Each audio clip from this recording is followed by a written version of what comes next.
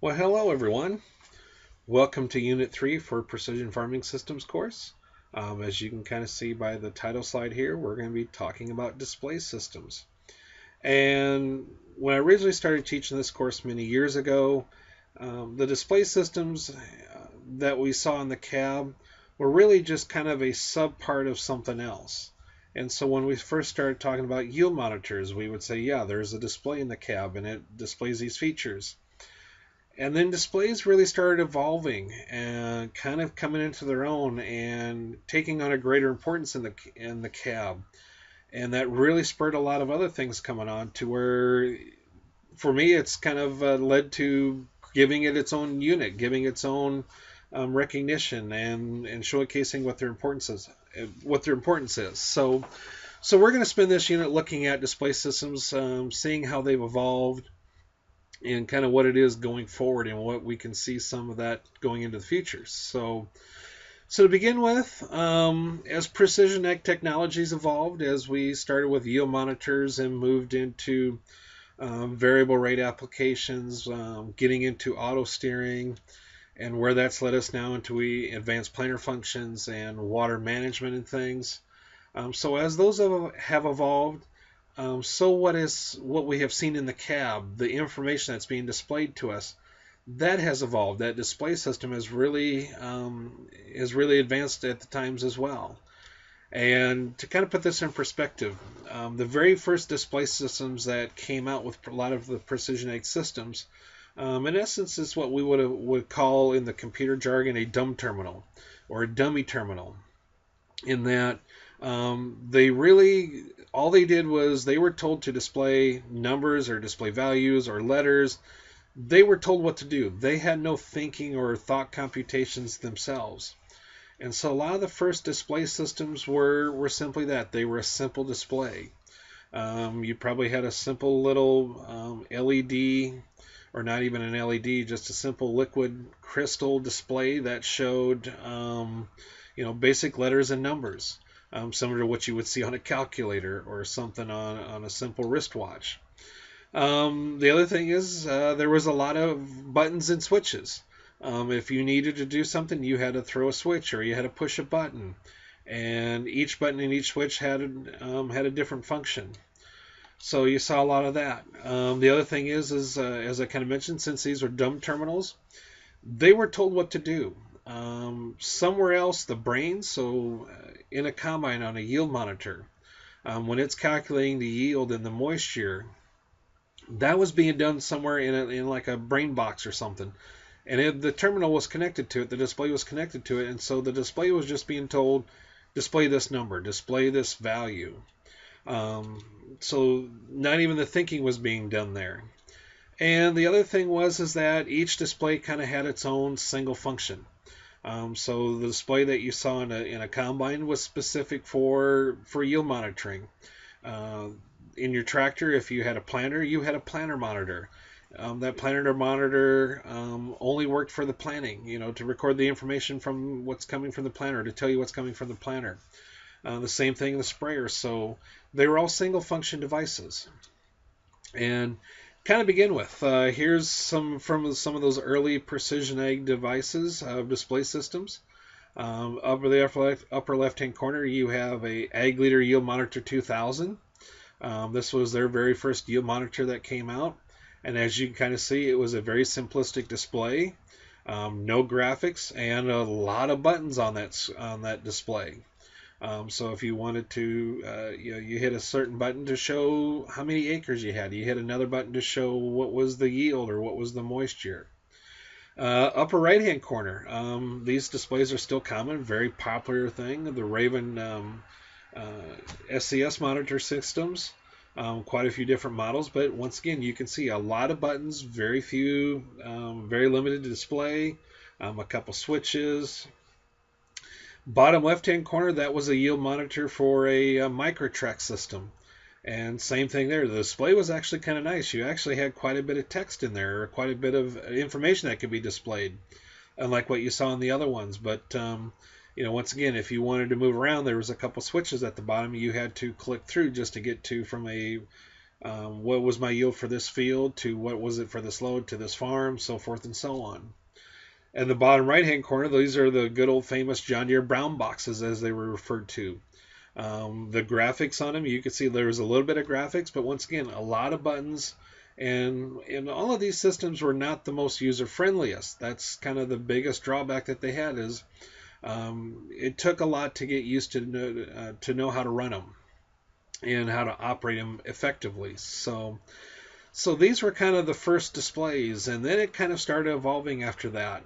So here's a prime example. Here's kind of an Ag Leaders timeline, and if you ever go down to their office, to their headquarters in Ames, Iowa, they actually have a display case in the visitor center where you can kind of see these displays kind of laid out into a order, kind of like you see here. So, we started with the Yield Monitor 2000, and then it went to what was called the PF 3000. And as you kind of transition through these, follow the arrows, fewer buttons, bigger display. Then they went into the PF Advantage where you could actually see your field on there. You couldn't see the colors, but you could at least see the outline of the field and you could see your information in there. And once again, the buttons were kind of a little bit, not as many buttons. And then kind of in the early 2000s, I think it was like 2004, 2005, Ag Leader came out with what was called the Insight Monitor, and this was like, wow. And there was actually some touch capabilities to the screen, so you could touch on the screen and color, and you could actually, in this case, as you can see the example there, it was a yield monitor going through the field, so you could actually see your yields. You could see your moistures. If you had it in the tractor when you planted, there was your planting variety showing up. So that was kind of what kind of kickstarted into what we see now, and so we've evolved from that display into here's the typical displays that we see of today. Over on the left-hand side is Ag Leader's newest display, what's called the In Command. And the one thing you notice, and you can see that with John Deere's display in the upper right-hand corner, there is no buttons. It's all touch screen. And so, the only button that you have on there is the power button on the back to turn them on and off. So this is how it's really evolved, and you can see even the graphics. What you see on the display has really puts a lot of things in focus in the precision ag side of things. In the bottom right hand corner, there's another display from Raven, and once again, you can kind of see where the graphics came in, and once again, no buttons on that display. So this has kind of evolved, and we've even seen some recent changes with that. So here's Precision Planting's 2020 Seed Sense display that sits in the cab. And you look at it, and it's somewhat simplistic, but it's also very powerful in that you have a lot of information there. And the nice thing is it's color-coded, so you can know, hey, green, we equate green as good. So everything that's in green is telling us good. There's some things in yellow that may be of concern. And then there's something that could pop up in red, and that's, hey, there's an error, there's an alarm going on. So this display came out, and once again, no buttons. It's all touch display. But what has really kind of revolutionized this was came about 5 or 6 years ago. Precision Planting said, hey, we've got this in the cab, but we know there's something even better. So what they do, they paired it up with an iPad, and they have an app. It's a free app called the Field View. And so what you do is in the cab is you connect your iPad into the back of the Seed Sense, the 2020 Seed Sense, and you can see in real time the information coming off the planter on a row-by-row basis. So I could see some of that on that display, but then this kind of the iPad kind of gives me that bird's eye view, and you can kind of see in this example here, we're looking at population. And we can see certain rows where the population is really dropped off along the right-hand side of that. So yeah, you can kind of see how the displays have really evolved. And so the displays of today, what we see, these are fairly common, is that, it's a color screen, which is nice. It allows us to see some of the variations that we see in that field or what we're looking after. As I mentioned, no buttons. It's all a touch display now. The other thing is that these displays have now become the brains. So the information, instead of some of the things are still being calculated, not in the display, but this is where all of our information, all of our data is being stored here, and it's actually doing some of those thought processes with regards to that. So it's the brains of the outfit. Probably one of the biggest things we've seen is that these things are multi-purpose. These displays, a lot of the Ag Leader displays or the John Deere displays, I can have in my tractor at planting time, and as soon as I get done planting, take it out, drop it in my sprayer, use that same display when I'm out spraying my crops, and then take that display out of the sprayer and then stick it in my combine in the fall, and have it record all my yields in the fall. So they are multi-purpose.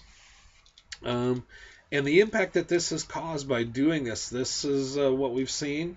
We've cut down on cab clutter. Now I've got a really good example coming up here shortly where you'll see that. With that cab clutter and cutting down on the amount of things that we have sitting in the cab. It has also brought about integrated systems. So once again, I can integrate several things on my planter all into one. So if I'm out planting in the spring, my planter is hooked up into my Ag Leader display. It's recording all the information, but that display is also controlling my guidance system. So my tractor is driving through the field, being driven by that display as well. So it's all integrated into one. And now some of the newest things that we've seen is what we call ISOBUS capable, and you're going to see where this ISOBUS comes up here in a little bit. But these systems have that capability of being able to connect to other devices and not just ones of their own. So I'll give you a little example of when I'm talking about the cab clutter. Because of a lot of displays out there, a lot of different systems that we can see going on in a cab where, I have a system doing my guidance, another system running my planter, another one taking care of if I'm putting on liquid fertilizer while I'm planting. And so we've kind of got what's called the cab clutter effect. And here's a couple of representative photos of that, where you can see, the side of my cab is littered with displays and devices for a lot of this new technology. So some of the newer displays have helped kind of cut down on this cab clutter. To kind of give you a reference, here's my own personal story. So I have a John Deere 4440 tractor. My dad bought it back in the 80s, and we still have it. This is kind of a representative photo of what it looks like inside the cab if you're sitting there. So one of the first things when my dad bought it, we had to put in a little tray in the upper right-hand corner there that could hold, a few small little tools and small parts and pieces. But as we started adding some equipment that we're utilizing with this tractor, and some of those pieces of equipment use displays, we had to, put those in there. One of the first things that we had was a John Deere no-till drill. And that John Deere no-till drill had a Dickie John seed monitoring system on it. So in order for that thing to work, we had to put that Dickie John monitor in the cab. And that's where it's at. We bolted it to that parts tray because the thing was actually fairly sizable, so you just couldn't stick it anywhere. So we bolted it to that parts tray. And so we could sit there and watch the population of the planter from the drill as it was going. One of the other things, we have a round baler, and that round baler comes with a monitor that tells us, what's the density of the bale inside, or what, do I need to move a little bit more to the left or put a little bit more hay into the right side of it. So when we got that monitor. So really didn't have a place to put it, so we bolted it to the top of the Dickie John monitor. And so kind of our view out the right-hand side of that cab was obstructed quite a bit because we had two very bulky monitors sitting there. Well, a few years later, the round baling was going good enough that, John Deere came out with a moisture sensor. So you can put a moisture sensor inside your baler and you can see what the moisture is of your crop. So we bought that, and that came with a monitor. So we're going to stick that monitor. Well, we actually bolted it to the bottom side of the parts tray because that was about the only place where we could see it and it was visible. What was handy there is, if we're baling hay, we got to, drive right next to the windrow. And so looking out through that right front corner of the cab was a great way to look up that windrow. Well, having that moisture sensor there was kind of nice because we could actually see what the moisture was right there without having to turn our heads too far. So we start seeing where the cab clutter comes into effect. Well, then we also got a 12-row planter. We had our no-till drill, but we also had a 12-row planter for doing corn. It came with its own planter monitor. It was a John Deere CompuTrack monitor. So where do we stick that? Well, we stuck that over by the windowsill onto the side, and so it sat there because we didn't want to change monitors out all the time when we switched from the grain drill to the planters. So we had that there. And then in about 2006, my dad decided to go in the precision ag route. Got a GPS system and the ag leader insight display that you saw earlier. So as we were planting in the spring, we could see what we plugged in, what variety. We could record acres, and later we added guidance system so it could take care of our guidance. Well, when that display, where are we going to stick that in the cab? And so after some thinking and after some thoughts and taking a look, we mounted it up on the right-hand side to the cab post. So you can kind of see here's what my own cab clutter was in 2008. Pretty much your view out to the right front corner of the tractor was impossible. Couldn't see much. So that was in 2008. So we fast forward about 5 years. In 2013, we updated our display, our ag leader display, to a newer one. Also incorporated a lot of the seed monitoring. It could do the seed monitoring off of the planters. So we were able to get rid of the Dickie John monitor and the John Deere CompuTrack monitor. And so now we're down to what you look in our cab, and this is still kind of the same setup today. Is the display in the upper right-hand corner, the baler monitor, and the moisture sensor. Those other displays that we had are now all incorporated into the ag leader display, and it's really grown in its functions of what it can. So this is kind of a prime example of how these displays have really kind of cut down on some of that cab clutter, becoming more integrated.